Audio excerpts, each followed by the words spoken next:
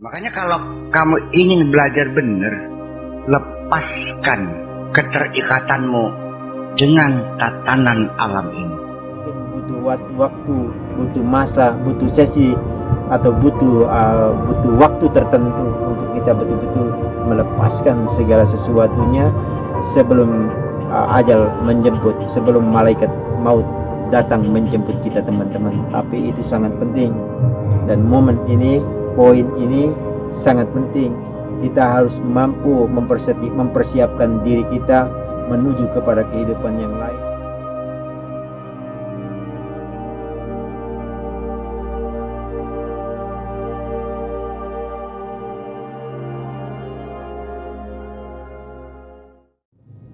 Assalamualaikum warahmatullahi wabarakatuh. Salam rahayu, salam sehat selalu untuk sahabat-sahabatku semua, dimanapun kalian berada, dari Sabang sampai Merauke, dari Miangas sampai Pulau Rote. Seperti biasa teman-teman, berjumpa lagi bersama saya di channel TV Abah, channel yang apa adanya dan channel yang cukup sederhana. Sebelum kita memulainya, mari kita minum dulu teman-teman. Kita minum saja saat ini teman-teman. Kita tidak perlu ngopi lagi, karena kalau ngopi itu harusnya dengan udut. Cuman karena begitu saya membaca begitu bahayanya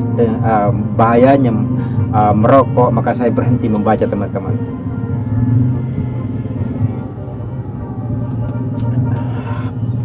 Kita ngobrol-ngobrol santai, kita ngaji-ngaji tentang kehidupan, karena saya bisanya cuma seperti ini, ngaji tentang kehidupan. Kita lanjutkan saja teman-teman. Jadi kenapa kita masih percaya dengan mata padahal sering tertipu juga? Kenapa kita percaya dengan telinga, sering juga kita tertipu ke pendengaran? Nah kemudian mestinya kita itu harus percaya kepada hati, yang begitu mestinya. Tetapi juga dalam hati itu sendiri, wa inna masumiyal qalbu illa litaqallubihi, jadi masih mulak-malik gitu ya. Iya, ini kan ada pendapat. Sebetulnya akal itu di mana sih tempatnya? Hal huwa fid dimagh am fil qalbi?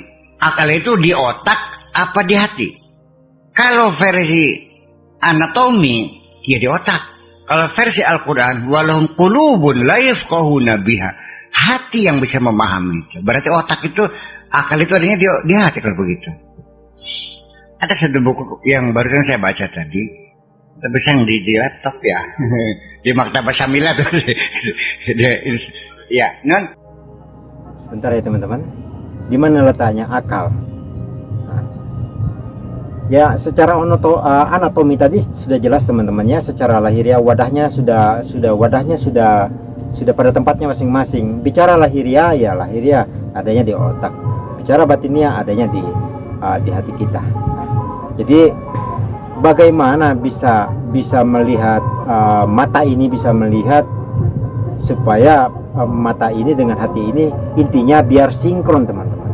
Nah kembali lagi, nah ini yang perlu kita latih, karena sebenarnya pembicaraan ini saya sudah sampaikan di video-video saya yang lalu ya teman-teman, bahwasanya untuk bisa terkoneksi antara lahiriah dan batiniah itu tentunya kita harus berada di wadah yang utuh. Ya kalau kita tidak berada di wadah yang utuh, maka tidak akan pernah terkoneksi. Nah untuk berada di wadah yang utuh, kita bermula dari batiniah, yaitu dari hati kita. Nah dari hati, pada saat kita memandang sesuatu, pandangan kita antara lahiriah dan batiniah itu sudah menjadi satu. Asalkan teman-teman, hati ini sudah kosong dari sifat-sifat manusiawi seperti keinginan gitu dan yang lain-lain lah.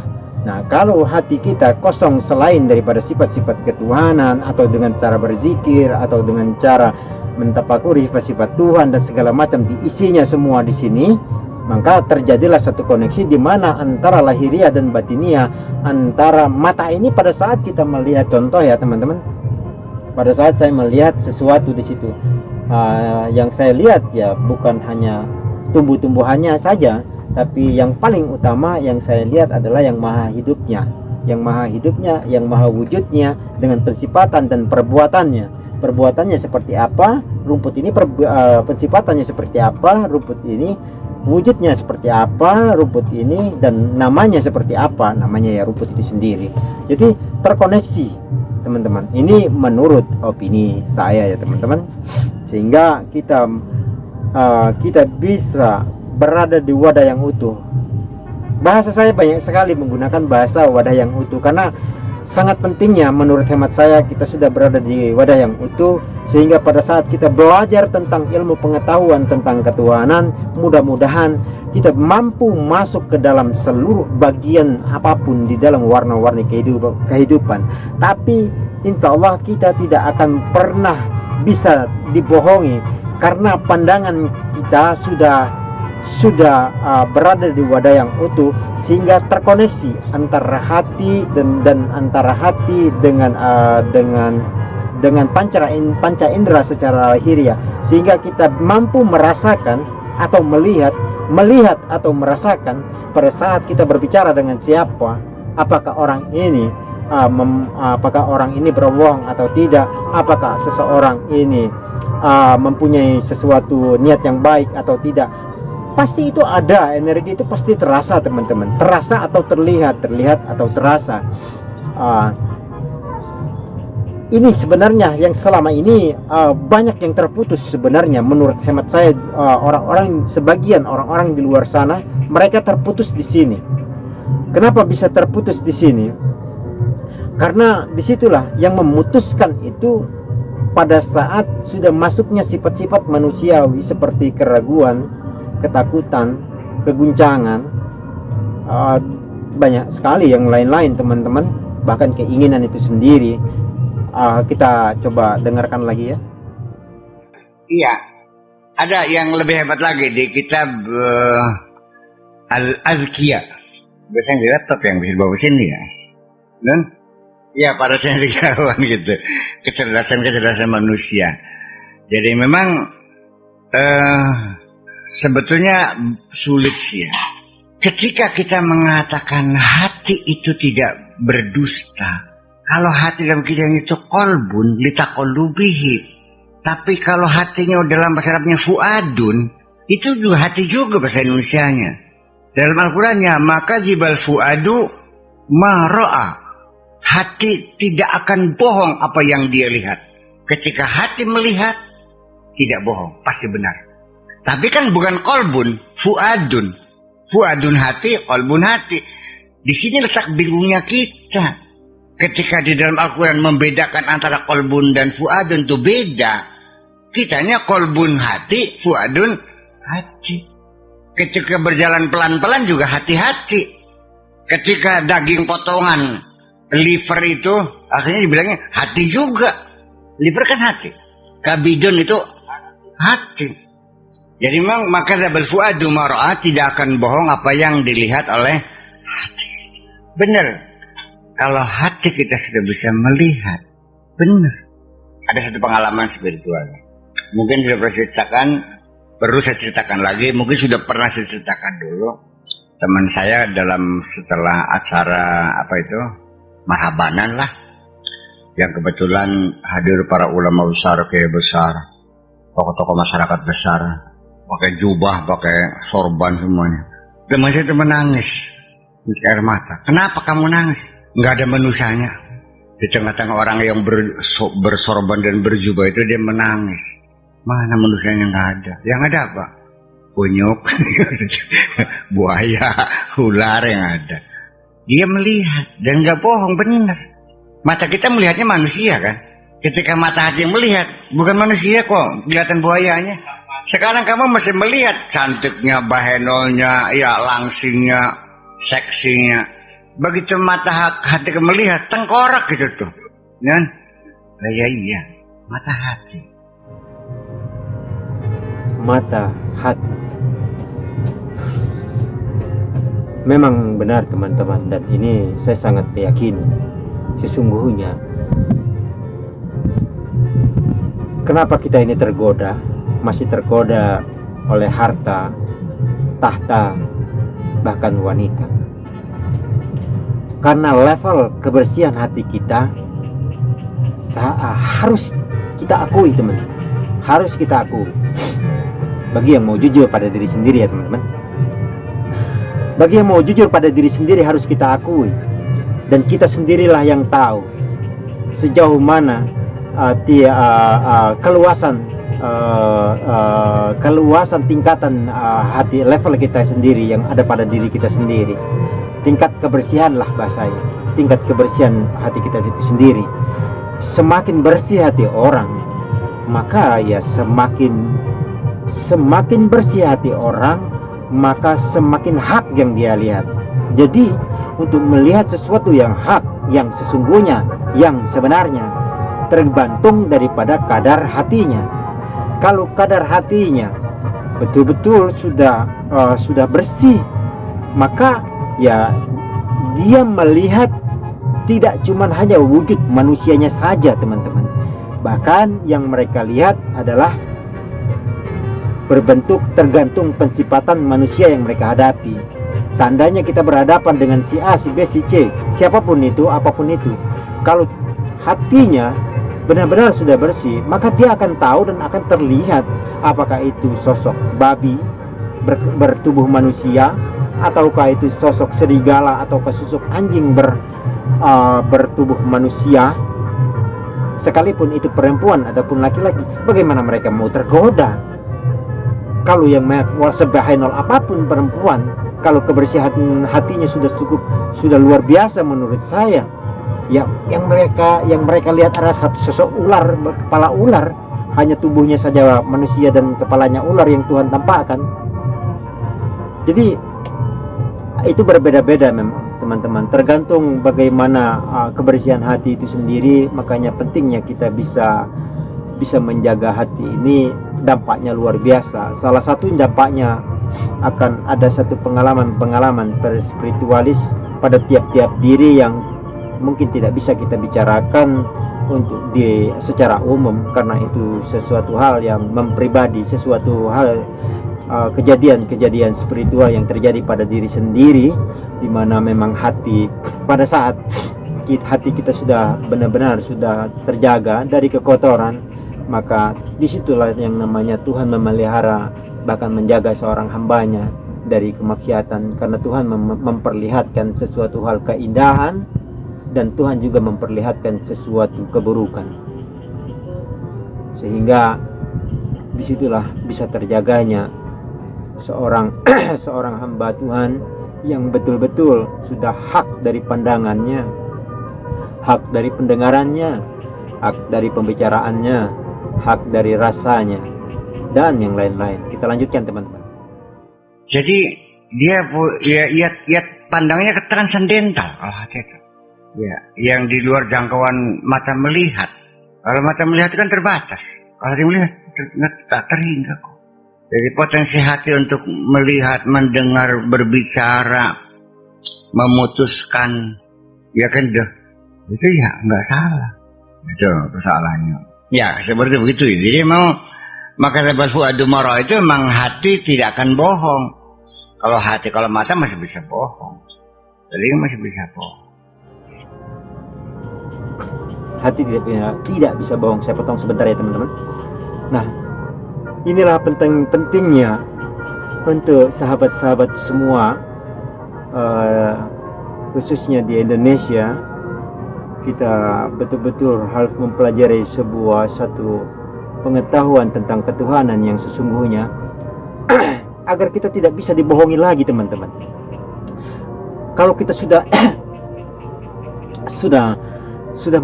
masuk ke dalam sesuatu wadah yang utuh, dalam bahasa saya, tidak akan pernah bisa dibohongi lagi teman-teman. Kita tidak akan pernah dibohongi lagi dengan doktrin-doktrin agama apapun.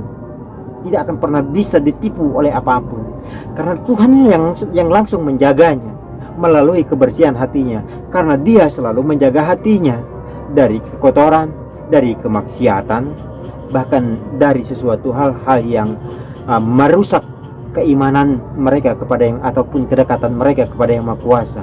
Nah, di sini pentingnya teman-teman, untuk sahabat-sahabatku semua dimanapun kalian berada, dari Sabang sampai Merauke, dari Miangas sampai Pulau Rote. Disinilah pentingnya kita belajar tentang ilmu pengetahuan tentang ketuhanan, agar kita tidak bisa dibohongi lagi oleh apapun dan siapapun, karena kita sudah masuk di dalam satu wadah yang utuh. Kalau kita sudah masuk di wadah yang utuh, maka insya Allah semua akan terkoneksi antara lahiriah dan batiniah. Contoh seperti mata dengan hati, mereka sudah terkoneksi, sehingga pada saat dia sudah berhadapan dengan siapapun itu, dia akan tahu. Karena kenapa? Matanya memandang, hatinya pun memandang. Pada saat mata dan memandang, hati memandang, saya tidak bisa bicarakan gambarannya, teman sendirilah nanti yang akan merasakannya. Merasakan itu adalah melihat, dan melihat itu adalah merasakan. Tapi teman-teman, kita tidak boleh menilai apapun dan siapapun. Jangan sampai kita juga terjebak. Cukup kita tahu, dan disitulah kita jaga. Cukup kita tahu, dan disitulah kita jaga.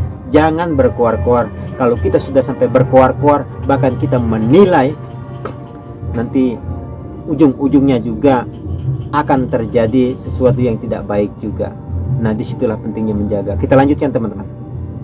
Jadi artinya bahwa ketidakjujuran yang ada pada diri kita ini, atau kita sebut dengan apa ya, subjektivitas yang ada di diri kita, itu kan menyebabkan kita menjadi sulit untuk mengatakan mana yang selalu subjektif, melekat.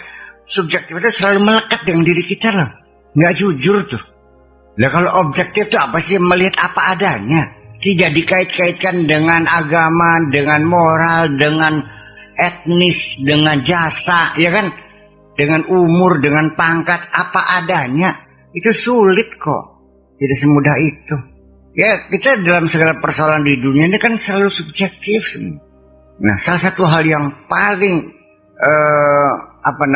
dominan ya adalah keterlibatan, involvement kita dalam organisasi, dalam partai politik, dalam organisasi kegiatan ekonomi, dalam bisnis. Itu dominan sekali. Kalau kita sudah masuk partai A, nggak ada yang salah partai ini. Pokoknya apapun keputusan pimpinan ya didukung dan harus benar. Iya kan? Ya kalau nyala atasan dianggapnya tidak loyal dong, langsung dipecat. Jadi semuanya keputusan partai adalah benar. Makanya kalau kamu ingin belajar benar, lepaskan keterikatanmu dengan tatanan alam ini. Jangan memposisikan dirimu sebagai bangsa ini. Jangan memposisikan engkau sebagai agamanya ini. Jangan memposisikan kamu partainya ini, sukunya ini. Lepaskan semuanya. Aku adalah aku, dan berpikir sebagai aku. Aku adalah aku, dan berpikir secara aku. Jadi menurut bahasa saya teman-teman, menurut opini saya, aku adalah aku itu ya intinya kalau kita simpulkan sudah tidak terikat lagi lah. Kita itu sudah tidak terikat lagi dengan apapun dan siapapun. Kalau kita masih terikat dengan apapun dan siapapun, baik duniawi, urusan duniawi, secara politik, secara berteman, secara perdagangan, secara bisnis dan segala macam, itu memang agak sulit ya teman-teman. Sekalipun bisa, ya hanya orang-orang tertentu yang bisa membagi itu atau yang bisa menempatkannya itu ya teman-teman. Bisa saja, bukan tidak bisa, bisa saja kita bisa aku adalah aku. Di dalam bahasa simpelnya adalah kita tidak terikat oleh segala sesuatu, tapi kita menjalani hal itu. Nah, hanya sedikit orang yang mampu terlibat di dalam urusan itu, tapi dia tidak pernah tergantung, tidak pernah diikat. Karena kalau sudah bicara aku adalah aku adalah aku, itu adalah bagaimana seseorang itu sudah dikomandoi oleh Tuhannya, sehingga orang itu selalu berusaha mengikuti kata hatinya, betul-betul yang kata hatinya, sehingga berjalan dari kata hatinya yang tidak diikat oleh urusan duniawi. Dan itu ya tidak gampang ya teman-teman, tidak gampang tapi juga tidak sulit. Tinggal bagaimana kita bisa menempatkannya saja sebenarnya. Ya kalau seandainya kita di urusan-urusan kenegaraan memang agak sulit, kalau di urusan kenegaraan, organisasi ataupun politik. Tapi kalau untuk urusan-urusan kita ya seperti orang biasa, rakyat jelata seperti ini ya tidak terlalu sulit, ya bergaul saja. Yang penting kita bisa mampu menempatkan diri, tidak terjebak oleh urusan-urusan keterikatan duniawi itu sendiri, teman-teman. Kita lanjutkan. Iya, memang iya. Bisa-bisa dia orang gila. Lah, bapaknya salah nggak dibela, gila nggak coba?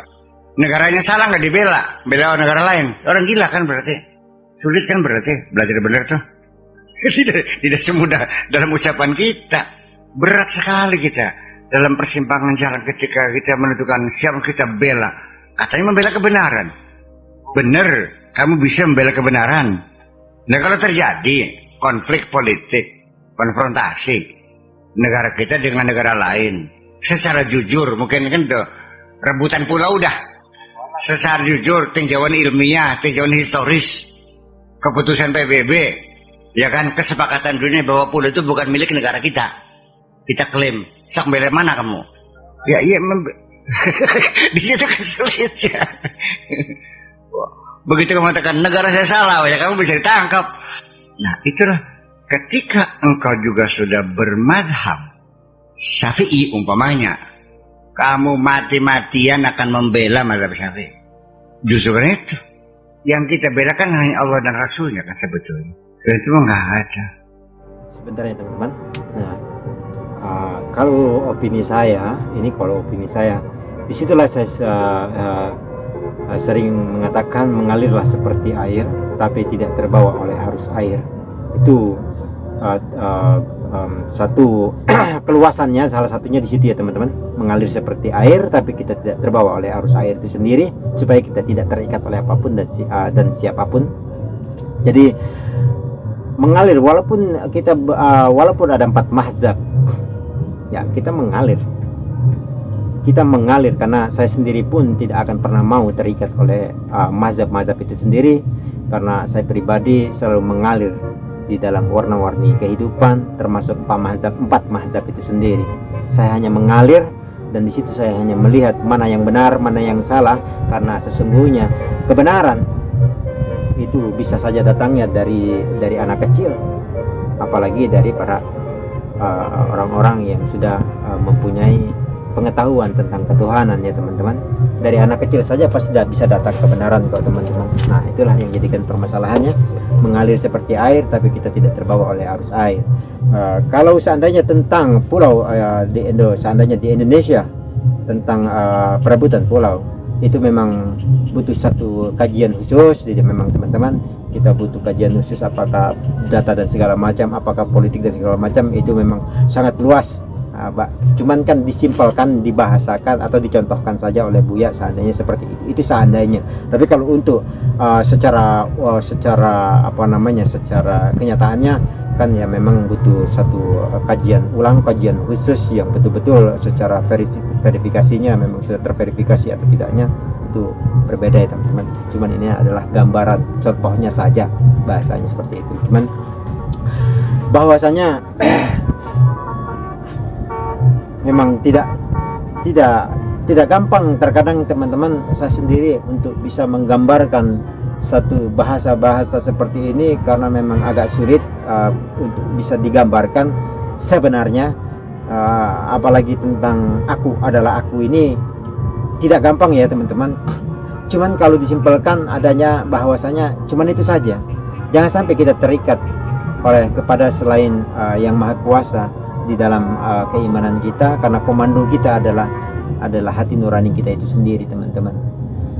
Belajar dengan apapun dan siapapun itu belajar, tapi tetap hati menjadikan pedoman utama, dimana untuk kita saat kita belajar tentang kitab apapun, baik kitab Al-Quran dan segala macam, hati sehingga terjadi sinkronisasi, sehingga terkoneksi, sehingga terhubung, tersambung, maka masuklah ke dalam hati. Kalau seandainya kita belajar tentang kitab Al-Quran, kalau sudah terkoneksi antara lahiriah dan batiniah, maka masuklah cahaya kalimat-kalimat Tuhan itu, ayat-ayat Tuhan itu, mendapatkan mutiara-mutiaranya seperti itu. Kita lanjutkan teman-teman. Makanya ati Allah wa ati Rasul ulil amri kan nggak ada atiunya, nggak ada. Ketika kita disuruh mentaati pemimpin Allah, ati Allah. Ketika kita suruh mentaati ati Rasul, begitu wa ulil amri minkum nggak ada watiunya. Kalau lembag kan gini, ati Allah, wa ati Rasul, wa ati ulil amri minkum kan, wa ati ulil amri minkum, nggak ada atiunya. Jadi artinya perintah mentaati pemimpin itu tidak sejelas seperti, dan mentaati pemimpin itu berdasarkan ketaatan kita kepada Allah dan Rasulnya, kan begitu. Ya, soalnya gitu. Nah, jadi nanti kenapa? Ya itulah di antara hijab-hijab yang menutupi mata hatimu tidak mampu melihat Allah adalah keterlibatan kamu dalam organisasi-organisasi sosial ini, kepartaian, etnis, kelompok, kebangsaan, nationality, ya kan gitu. Kepentingan ekonomi, kepentingan politik, itu menjadi hijab-hijab kita, sehingga kita keberpihakan kita tidak kepada kebenaran, tetap kepada kepentingan kita juga. Jujur kan? Ya iya. Makanya saya bilang saya ini belum benar dari dulu juga, karena saya tahu kondisinya seperti itu. Masih nembe lagi garap mulai belajar benar. Ya, saya tahu persis betapa kesulitannya untuk menjadi orang benar itu. Sehingga dalam sejarahnya kan setiap orang benar kan selalu tertuduh orang gila dan orang tidak benar. Dan mereka selalu menjadi korban masyarakatnya, kan dibunuh-bunuh semua kok. Iya, yaqtuluna anbiyahum bighairi haqqin, ya gitu ke. Yang satu poin yang saya tangkap ya teman-teman, bahwasanya untuk menjadi orang benar atau belajar menjadi orang benar itu ya tidak gampang, bahkan memang taruhannya adalah nyawa. Mungkin kita bisa dihabisi oleh orang-orang di sekitar kita, karena memang kejujuran itu, karena di sekeliling kita memang banyaknya kepentingan duniawi. Jadi begitu kita buka secara aslinya, ya maka memang nggak akan mampu ya teman-teman, nggak akan mampu. Nah disitulah memang tergantung teman-teman sendiri bisa menempatkannya saja. Menurut hemat saya, kita harus belajar balancing sajalah saat ini, balancing biar keseimbangan saja. Tapi ada satu masa, ada satu sisi dan ada satu masa di mana kita memang betul-betul sudah tidak terikat oleh apapun dan siapapun. Kita harus mempunyai satu kondisi dan situasi itu. Bila perlu banyakkan waktu itu supaya kita tidak terikat lagi oleh urusan duniawi. Karena saya sendiri berpikir bahwasanya umur kita tidak lama teman-teman. Paling lama umur kita adalah 100 tahun seperti yang saya katakan di video sebelumnya. Itu juga jarang. Jadi kalau kita selalu terjebak, walaupun kita memahami seperti beliau sangat memahami, tidak bisa tidak, harus terjebak di situ. Untuk menjadi orang benar itu tidak gampang. Karena kenapa? Memang ya sudah dari sejarahnya, dari sana juga Kanjeng Nabi Muhammad SAW pada saat membuka keaslian kebenaran pun ya, bahkan memang taruhannya nyawa. Beliau bahkan mau dibunuh oleh masyarakatnya sendiri teman-teman. Jadi kalau menurut opini saya pribadi, tergantung teman-teman sendirilah balancingnya bagaimana, tinggal bagaimana kita bisa menempatkannya. Jadi untuk teman-teman nyamannya di mana, intinya gitu, terserah. Kalau nyamannya menurut teman-teman, saya nyamannya ya sudahlah, di akhir cerita hidup saya di umur 60 tahun, di umur 50 tahun, saya ingin menikmati hidup saya bersama Yang Maha Kuasa. Ya sudah, lepaskan semuanya di umur 50 tahun, lepaskan semuanya urusan duniawi yang ada di dalam diri ya teman-teman. Urusan duniawi yang ada di dalam diri tidak terikat oleh apapun dan siapapun, maka di situ kita memfokuskan diri kepada Yang Maha Kuasa. Monggo-monggo saja bagaimana teman itu sendiri. Cuman untuk saat ini menurut hemat saya, kita lakukan balancing, keseimbangan saja. jangan terlalu berlebihan ke sana, tapi jangan juga terlalu berlebihan ke sini. Ya, karena sesuatu yang berlebihan juga tidak bagus menurut hemat saya. Karena kenapa? Kalau kita berlebihan di sini ataupun kita berlebihan di sana, dampaknya juga pasti berlebihan juga. Jadi kalau balancing, keseimbangan, ya terjadinya juga keseimbangan. Mungkin butuh waktu, butuh masa, butuh sesi, atau butuh waktu tertentu untuk kita betul-betul melepaskan segala sesuatunya sebelum ajal menjemput, sebelum malaikat maut datang menjemput kita, teman-teman. Tapi itu sangat penting, dan momen ini, poin ini sangat penting. Kita harus mampu mempersiapkan diri kita menuju kepada kehidupan yang lain dengan cara yang barusan tadi beliau katakan. Jangan sampai kita terikat oleh urusan duniawi, sekalipun itu pahit, maka katakanlah, tapi itu ada timingnya, ada waktunya yang harus kita ucapkan, teman-teman. Karena bagi yang mampu ya monggo. Kalau saran saya, kita balancing saja bagaimana nyamannya, tapi ada satu masa untuk kita nanti untuk bisa melepaskan itu. Di umur berapa, silakan saja. Videonya seperti biasa, teman-teman, singkat, tepat, dan padat. Saya pamit undur diri. Bila mana ada salah kata dan perbuatan, kebenaran datangnya tentunya dari saya, kebenaran tentunya datang dari Yang Maha Kuasa. Saya pamit undur diri. Wassalamualaikum warahmatullahi wabarakatuh.